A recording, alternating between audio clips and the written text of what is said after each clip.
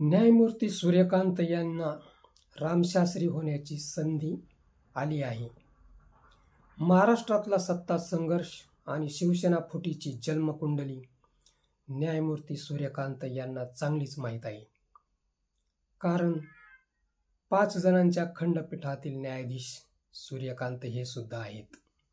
त्यामुळे हे प्रकरण वाटते तेवढे सोपे नक्कीच नाही. लोकशाही की दंडुकेशाही याचे मोजमाप या प्रकरणाद्वारे होणार आहे. रामशास्त्री प्रभूने यांच्या श्रीमंतावरील निकालाने 300 वर्षानंतर सुद्धा कार्यरूपाने जिवंत आहेत. धचा मा याचे गारुड कायम आहे. आजही ठाकरेंना ध ऐवजी म कशी दिली गेली याचे मोजमाप कोणालाही करता आलेले नाही. शतकानुशतके ही कहाणी सांगितली जाणार आहे. शिवसेनेचे प्रकरण असल्याने जरा जास्तच वलय निर्माण झाले आहे. भाजपावाल्यांना वाटले ईडीच्या धाकामुळे राज ठाकरेंप्रमाणे उद्धव ठाकरेही चिडीचूप होतील.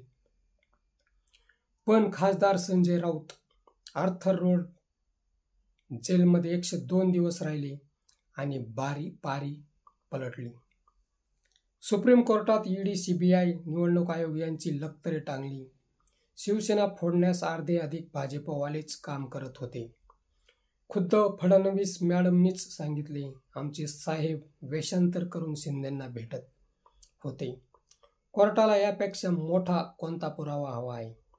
कोर्टाने सर्व काही बेकायदेशीर सांगून सुद्धा ही मंडळी सत्ता सोडत नाही.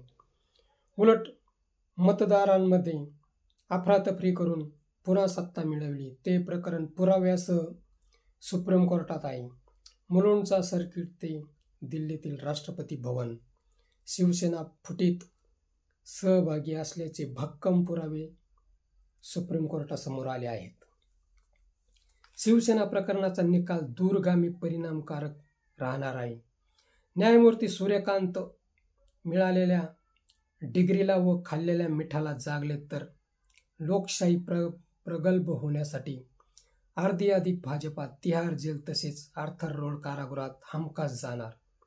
सत्तेची लालसा माणसाला कशी हैवान बनविते हे याच प्रकरणातून समोर येणार आहे. ठाकरेंचे बोट धरून महाराष्ट्रात भाजपा रुजली, वाढली. ठाकरेंपासून शिवसेना अलग करण्यासाठी फडणवीस पाताळयंत्री डाव खेळले. या निकालाने फडणवीस आरशात स्वतःचा चेहरा पाहू शकणार नाहीत. सत्तेचा उबदार गालीचा मऊ वाटतो आहे. निकालाचे काटे जेव्हा टोचतील त्या वेदना जन्मभर विसरता येणार नाही. सत्तेसाठी ठाकरेंच्या पाठीत खंजीर खुपसला. शिंदेंना फारसा फरक पडणार नाही, पण ठाकरेंमुळेच 2014ला फडणवीस मुख्यमंत्री झाले होते. पूर्ण 5 वर्षे त्या पदावर राहिले तरीही ठाकरेंना धोका दिला. त्यामुळे दिल्लीश्वर महाराष्ट्र भाजपावर प्रकरण शेकवून हात झटकतील, काखावर करतील. झारीतील शुक्राचार्य फडणवीस यांना ठरविले जाईल. शिवसेनेचे संपूर्ण प्रकरण त्यांच्या अंगलट येईल. हा काळा डाग अंगावर घेऊन त्यांना अश्वत्थामाप्रमाणे जन्मभर जगावे लागणार आहे. निश्चित पडलेली लोकशाही सुद्धा हे सांगते आहे. सूर्यकांत यांनी रामशास्त्री व्हावे, जरूर व्हावे असे संपूर्ण जग सांगते आहे.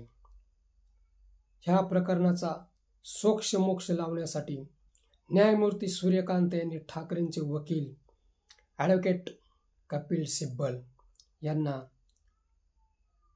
सरन्यायाधीश माननीय भूषणसाहेब गवई यांना भेटण्याचा सल्ला दिला आहे. यातून काय बोध होतो ते कमेंटमध्ये सांगा आणि आमच्या ॲक्शन मराठी चॅनलला सबस्क्राईब करा. जय हिंद, जय महाराष्ट्र.